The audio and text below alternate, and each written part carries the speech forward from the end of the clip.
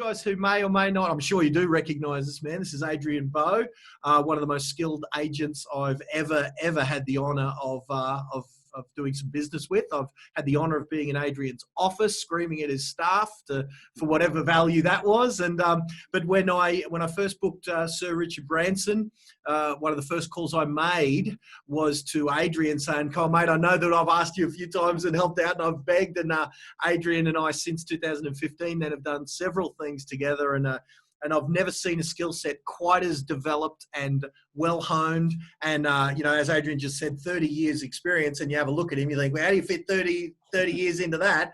Like some of the people you've heard today, like Amber, Adrian really it's a lifetime in this business, and he's picked up a whole bunch of things along the way, and I'm so glad we can hang and share a few of those things, my man.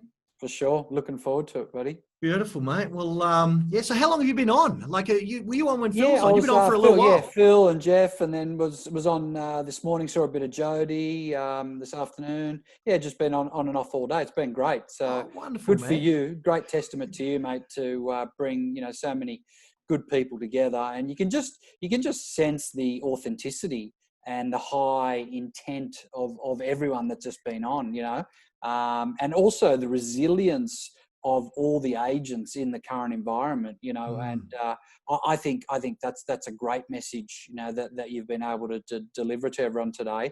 I suppose all the agents I've been talking to, and I've been doing a lot of coaching, because I'm just having a break at the moment from full-time listing and selling. I'll be getting back into that shortly, but at the moment, full-time coaching. And so I'm talking to a lot of people. And my main message, Glenn, to everyone with the current scenario with COVID, etc., is that if you've had to make any major changes to your business apart from the legislative changes that have been mandated upon us, which is really no open for inspections, no public auctions, then you are off track anyway. And this is an ideal opportunity to now press the reset button and actually have a plan, because, Warren Buffett had a great saying, which was, when the tide goes down, anyone with their trunks off, will be exposed, and the tide's gone down because, ever since the election last calendar year until February this year, we were in an abnormal boom market. That's the exception. It's not the norm. Now COVID is a normal market. So, it was easy to cover any sins in that abnormal boom market, because you didn't need to have a plan. You didn't need to focus on buyers. You didn't need to offer incredible service. You didn't need to do, world-class one-on-one buyer appointments. So I think that, if you've had to make massive changes apart from the legislative changes, you were off track anyway, and this is a great way to get on track. So what should you have been doing, and what should you continue to do? Or number one is, you've got to recognise, and now we've been forced to recognise as agents, that buyers make up 50% of a transaction, not 5% of a transaction. Yeah. So somewhere along the way, 1980s or whatever it might have been, some coaches must have said, all you've got to do is focus on listings, treat buyers like shit. Once you list a property, the properties will sell themselves in it. About 03. About 03, because I caught the tail end. I got in 2000, 2001, end of 2000, start 2001. And we just were taught about buyer servicing and all of those sorts of things. And then they started saying, just get the listings. And funnily enough, from 2003, with ups and downs, but pretty much we've had a listing-centric market from 2003. You got the listing pretty much. You work the multiple offers that were there, because I remember that boom from 03 to 09. It was just money for jam, multiple offers. As soon as you hammer in the sign, there'd be a person saying how much. It was a crazy time. I banked commissions and I didn't deserve a penny of it. Like, literally, I was just the idiot standing there while the buyers fought over it. Crazy talk. That's not worth 10 grand.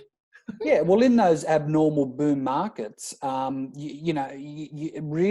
the skill set that's required is not huge. I mean, hardly anyone has a tertiary education in our industry. You just need to be present, and that's why so many agents that have high energy, good headspace, highly disciplined, some accountability, do really well, because that's 90% of our industry. I mean, that's all. And you don't find anywhere in that list I've just mentioned anything about product knowledge or negotiation skills. Nothing. Because those can be learned. I mean, if you immersed yourself on YouTube for 48 hours and listened to you, Tom Panos and Jeff Jowd and me and John McGraw, whatever, you'd learn that in 48 hours. That's the reality of it. But the innate energy, mindset, discipline, accountability, systems, process, that's the stuff that is probably 90% of our industry. So I think in abnormal boom markets, you can get away with just being present and being average, but not now. So this buyer work, which is obviously critical at the moment, and Jeff, even he's not even an agent, but he's become a practitioner, initially for mindset, now business, but now he's sort of learned a lot more about the industry, and he's now identifying and it just shared with everyone on the webinar with you, is that buyers is low hanging fruit, which is absolutely true, because in an abnormal boom market, you just focus on listings, and that's what someone taught us, as you said, in 03 or whatever it was. And agents even went as far as saying, well, we've got to work in the best interests of the vendor. And the fact is that doesn't actually appear anywhere in the Real Estate Act anywhere. So it's not even true. You've actually got to work in the best interests of the seller and the buyer. It's the agents just convince themselves that they've always got to work in the owner's best interest, because that's who paid us. And one of the best things Jeff just said is pretend that the commission is being paid by an external third party. That's a great analogy, I think, if you like, because that way you're sitting in front of the vendor or the buyer, and all you're doing is having huge intent for that transaction and making sure that you do the right thing by the buyer and the seller. And sure, the buyer is never going to get the highest price within an inch of its life, and the buyer's never going to be able to buy it for the lowest price within an inch of its life. There has to be a fair transaction, but hundreds of deals get done all the time. So there must be some conduit there, and that's what we are. And there's been no better time to show our skill set. So having a buyer plan is absolutely critical, and we're learning that now. We've been forced to learn it. But again, if you've had to implement high buyer work and intense buyer work by force, then you were off track. So, what's a simple buyer plan look like? For me, it is not trying to be everything for everyone and not trying to service 1,000 buyers.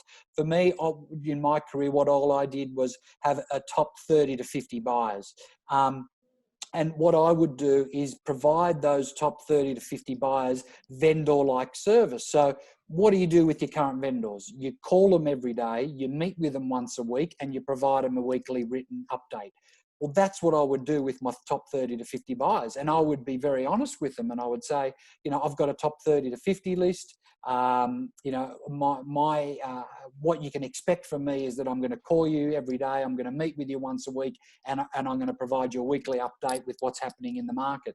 But what I expect from you is that if you see anything you like, whether it's through me, my colleagues, or any of my competitors, just give me a call. I'll give you a rundown out on it. I'm happy to actually go and negotiate on your behalf.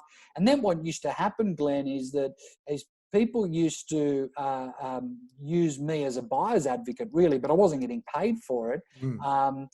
But I would often bid at auctions on those people's behalf. I would often negotiate on their behalf with other agents. Sometimes I'd get paid, sometimes I wouldn't. That wasn't my focus. My focus was just to provide vendor-like service. And the referral source that used to come from that top 30 to 50 buyer list was incredible. And then what used to happen is that 5 years used to go past and people would ring me and say, Adrian, you helped me buy that house, So they didn't exactly remember LJ Hooker or ABC Real Estate. They actually remembered me as the conduit that was involved in the transaction. So suddenly I've got my past clients who I actually have sold to and have bought through me, and then I've got a different section of past clients which I didn't get paid for at the time, but I was really just harvesting that asset, if you like, for the future. And often I would get the opportunity to sell their property 5-10 years down the track, or they would refer me to someone else. So, buyer work has suddenly been forced upon us in this market. My suggestion is when the market becomes abnormal again, which it will, and it'll go back to being boom time, don't cannibalize the opportunity to actually continue high intent buyer work. That's something that you must continue to do indefinitely. You mentioned that particular strategy and using slightly different words. I remember sitting, I did a day with Marshall White. I did half a day with Marcus's office, Marcus Caminello's office, and half a day at James's office. And I got to see him firsthand make some calls to people with a very similar script to his people. If you're out looking and you see anything you like, just give me a yell, because sometimes if I make the call on your behalf, they'll tell me agent to agent certain things they won't tell a buyer, and I'm willing to act in that capacity for you. And as you say, sometimes you might get paid, often you won't, but just by being there for that person, you're developing a long-term relationship, and that's getting paid. Okay, sure, it might be 5 years in the future, but often I often talk about this, that if Nana had a $20 term deposit she put in a little term deposit, and you knew that 5 years from now that was going to mature into a $15,000 inheritance when Nana died, and all you had to do was do a little bit at the start to kind of get Nana to love you, stay in touch every month or every 2 months or 3 months, and just let Nana know you're still alive, and 5 years from now you're going to get 15K, would you do it? And everyone said, of course I would. Well, how come we don't do that with buyers or with anyone we meet, in some sort of nurture plan? Make an impact at the start and stay in touch. Absolutely. Yeah. And having a buyer plan is only one of the strategies that you should have had either pre-COVID and need to have post-COVID. The next thing is to, as you're talking about, is to be data obsessed, absolute data obsessed. I mean, every single person you meet needs that owns a piece of real estate or is interested in buying a piece of real estate needs to be databased and needs to be nurtured, because no longer is it good enough, to have a great interaction with a client at an open for inspection or a private viewing or a market appraisal, for example, and then you walking away delusionally thinking, geez, that was a good connection. I'm convinced, given the 2 cups of tea we had, that when they're ever looking to sell or buy or whatever, they're going to call me. I'm convinced of it because I had such a good feeling about it. I mean, that's step one in the process of deserving that phone call in 5 years' time. I mean, step 2 is putting them into some form of database. Step 3 is to nurture them, but not by pestering them. With what Jeff was talking about, just calling them every so often and say, you want to sell. Like, obviously at the moment, I would be bespoking my prospecting, and I'd be calling people, and I'd be saying to them in my database, look, just thought I'd touch base, and just be really honest with them, because there's a few things that are true at the moment. Number 1 is you've got more time as an agent, but that's true. Number 2 is you've generally got a few less listings. Number 3 is that you've got some form of data which needs to be nurtured. So I'd be really honest and actually make the calls and be saying, hey, I've got a few less listings and I'm less busier than what I've used to have been. I know you've probably got a bit more time because you're isolated at home. I just thought I'd touch base and just see how you and your family are coping. I mean, and is there anything as a community service, because I see myself someone in the community that provides a service, usually in buying and selling real estate. But at the moment, I'm not doing a huge amount of that. I'm still doing some of it. But is there anything I can do at all for you and your family? I mean, that's the sort of dialogue, the genuine high intent dialogue every day that I'd be calling. I mean, and in 3 months' time, it's going to sound different. It's going to sound like, just sort of touch base. We're on the tail end of the COVID issues. Just want to give you an update about the market. Transactions are still taking place. This is what the market's done. And a year ago, the dialogue was different. and it was like, you know what, we've got the anticipation of a federal election, we've got the anticipation of a Royal Commission, you know, so you've got to always sell what you've got. You've got to be a trusted advisor who provides relevant information, you know. So if you're nurturing your database by doing 4 phone contacts per annum, now that includes leaving detailed messages and not being bothered when they don't call you back. So 4 phone contact per annum, and then a 30-day newsletter, which is an informative newsletter about properties that have sold or that are currently listed in their area, and maybe some sort of external and internal market commentary. That's as complicated as a nurturing program needs to be. You know, and a lot of people get bogged down. They're like, oh, okay, well, this person's in my database. I'll leave them a message, but then they haven't called me back, so you know, I'll call them again next week or whatever. Just do it once a quarter. And as Jeff was saying, quite rightly, you know, he said it's all about top of mind. You know, and there's no one lead generation activity which works in isolation brilliantly. So if your only activity was to just phone prospect, then it's effective, but it's more effective when you also do 30-day newsletters to your clients. It's more effective when you're doing success marketing, so just listed, just sold, more traditional means. Then you also do that digitally through social media, just listed, just sold, then editorials and testimonials. Then you do your local sponsorship, and then, you know, people drive past and they see your sold sign or your signboard. So it's that sort of ubiquitous type of marketing, and Tom Panels talks about it all the time. You know, nothing works in isolation. It's all in combination. So, you know, being that attraction agent, I know that's a bit cliche, but it's probably what Jeff was talking about when people call you rather than sort of, you know, sitting in front of people sort of pitching all the time. But that still needs to be part of your business. You know, I mean, there's half of, I mean, I was always I sold 100 properties a year for over 25 years. And, you know, 50 of them came out of my immediate database, and another 50 was off the sales of those 50, you know, that organically came to me. So there's still the pitching part of it. So you've still got to do that proactive prospecting, which is one form of prospecting, which is through your database and past clients.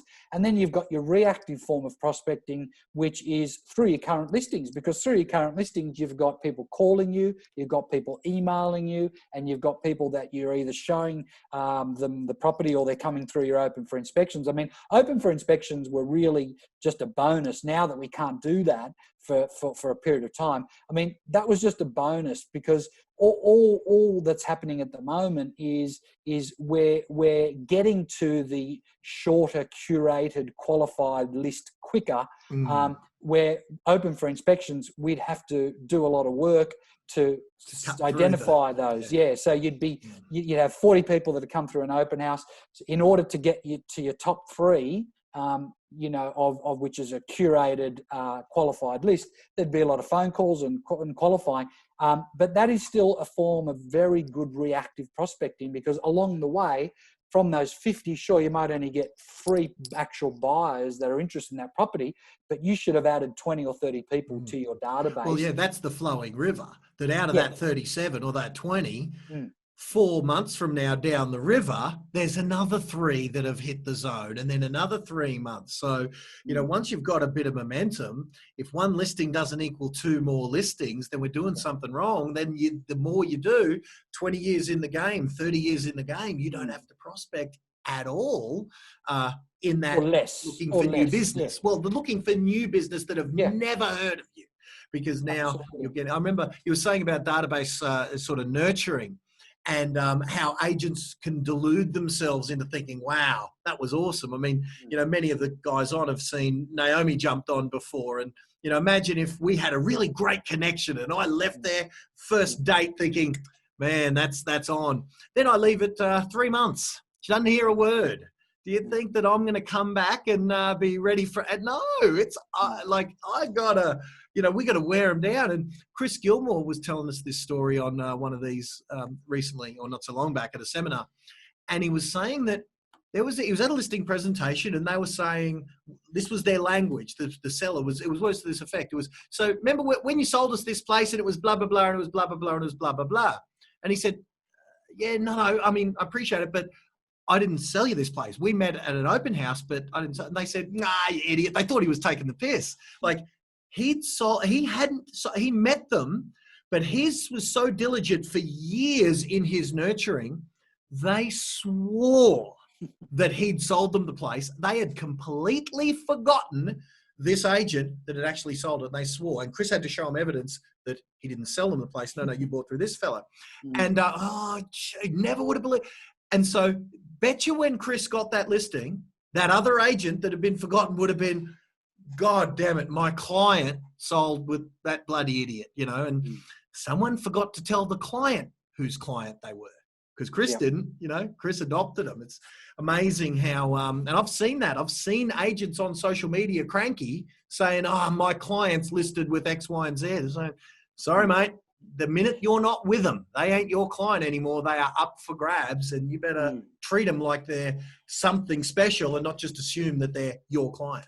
Yeah, well, they become orphans, Glenn. And if you don't nurture them, they will be adopted, as you said, by other agents. And it's insanity. I've seen it in so many situations where agents will, immerse themselves in a client's life for 4 to 6 weeks when they're selling it for them. And they know the kid's name, they know the dog's name, they know where they work, how do they get to work, what time they get home, everything.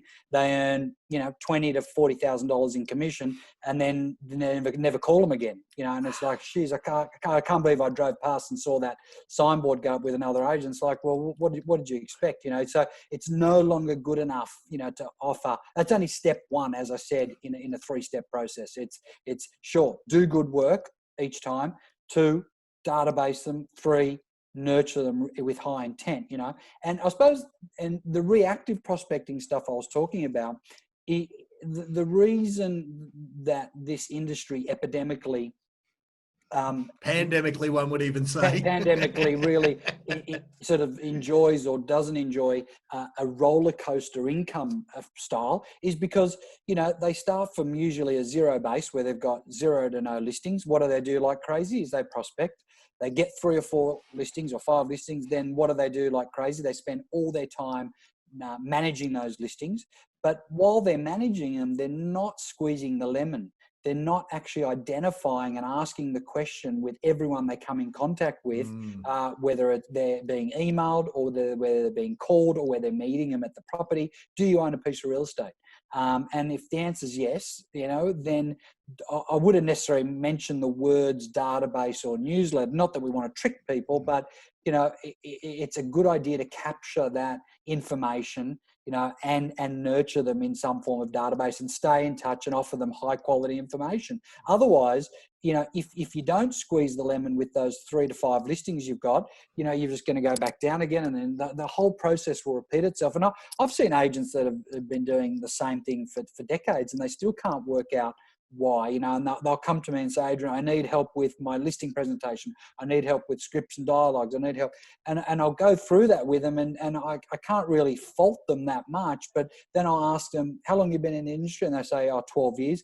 How big's your database? 300 people. I'm like, dude, there's the problem. Scripts and dialogues and listing presentation, they're all sort of symptoms of a sick business, if you like. But the true disease, the true core issue is the anemic database that you do have, and it's just too small. You're not going to be able to grow off that and have enough people to call. So I think that's critical for a lot of people to realise. Yeah, couldn't agree more.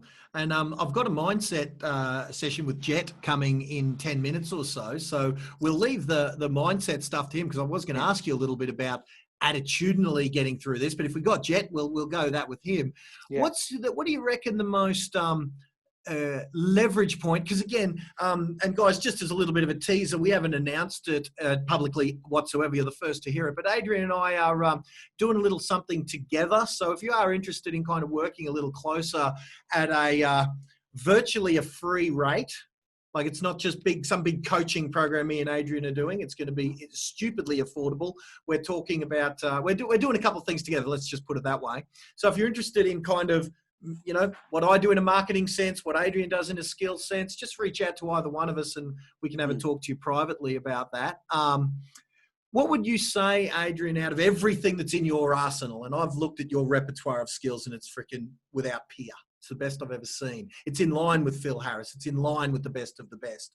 What would you say the number one is? And could you give us which skill you would, if you could only teach one, what would it be? And give us a short back and sides on what that would be. Yeah, well, I suppose, Glenn, as I was talking about, I still think 90% of real estate is the energy, the headspace, the discipline, the process, the accountability, etc. Right, and the 10% is the skill set, which is product knowledge, negotiation skills, buying skills, etc.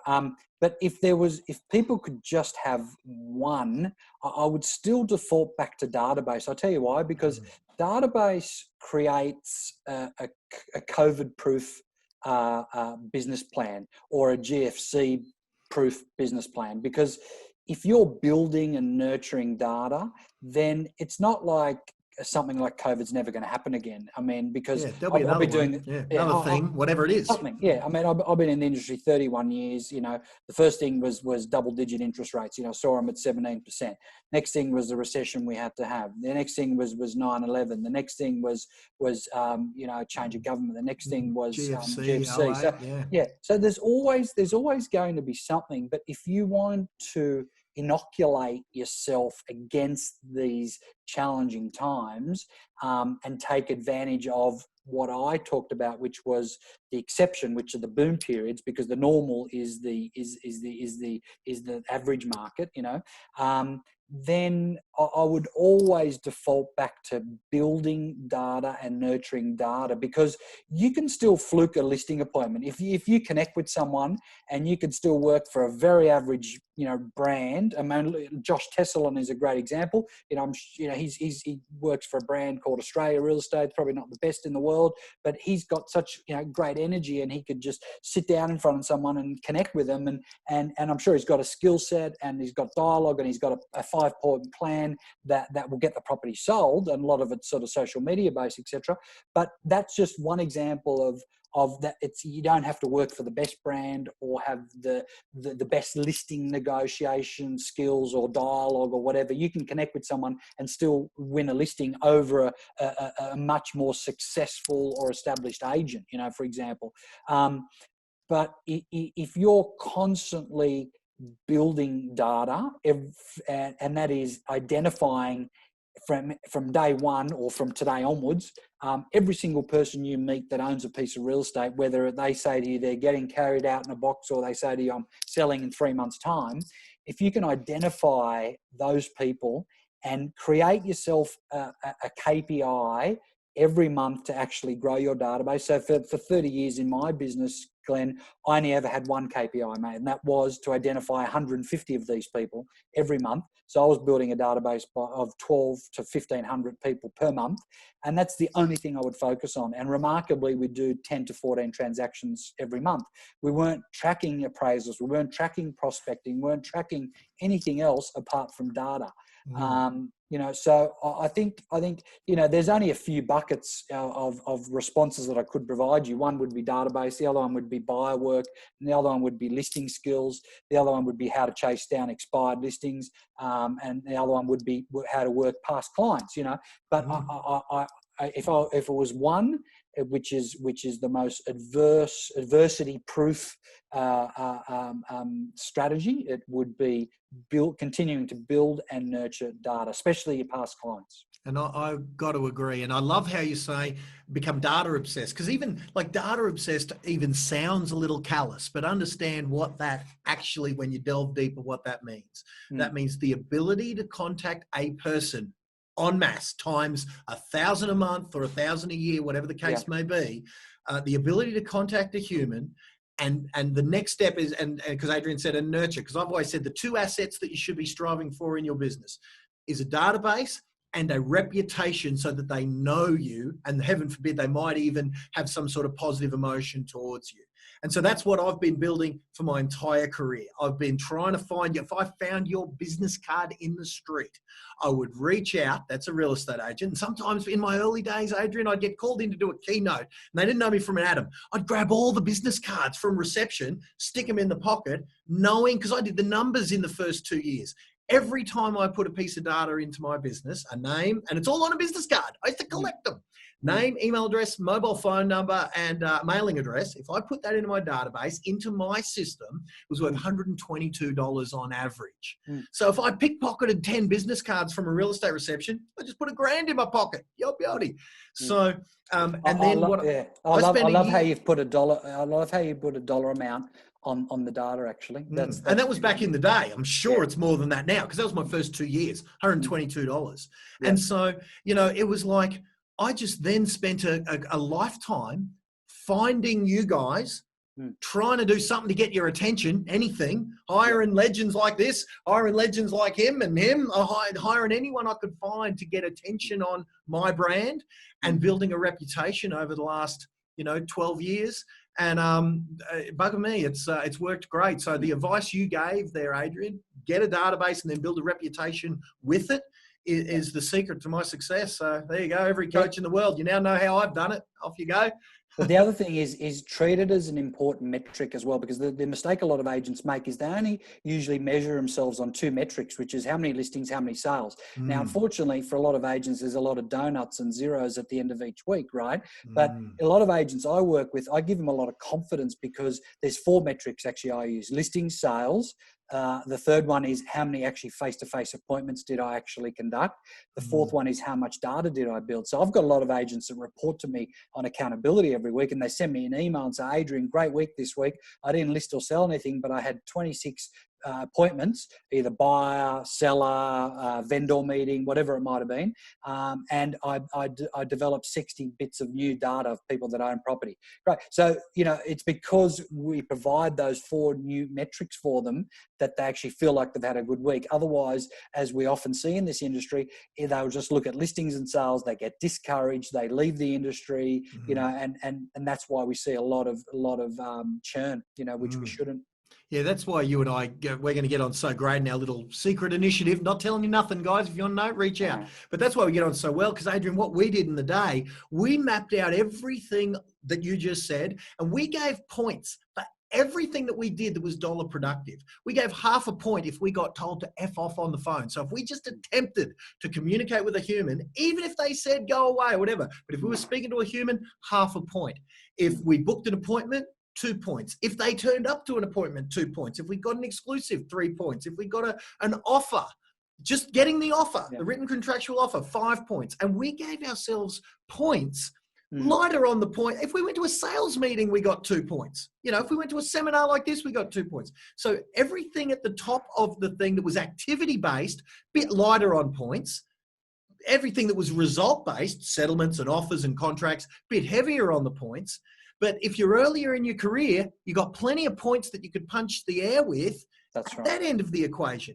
Once you get a bit more experienced and you're all contracts and all offers and all listings, you don't have to go quite as hard on the saying affirmations. We used to give ourselves half a point a day. Reading a book, half a point. For 15 minutes, you get half a point for reading a positive book. So, it's the extension of what you just said, because I've heard Jet say this, that if you base how you feel on the money in the bank account, then after the first 2 months when nothing's going on, you're ready to punch yourself in the face and whatever. So, it's certainly what you've said is such sage counsel, guys. I hope you guys took diligent notes, because it's been, that was a really good, solid, content-filled session with Adrian. So, Adrian, mate, you're probably going to get some people messaging you now. What's this thing you and Twiddle are doing? All right. So we'll let you in on it when you message me or Adrian. And, mate, it's going to be an honour working with you over the coming years. It's going to be a lot of fun, mate. Awesome. Look forward to it. Okay, well, great to see everyone, and reach out if you need anything. And, good on you, GT, for putting on a great day. And, good luck, Jeff. And we'll catch you later.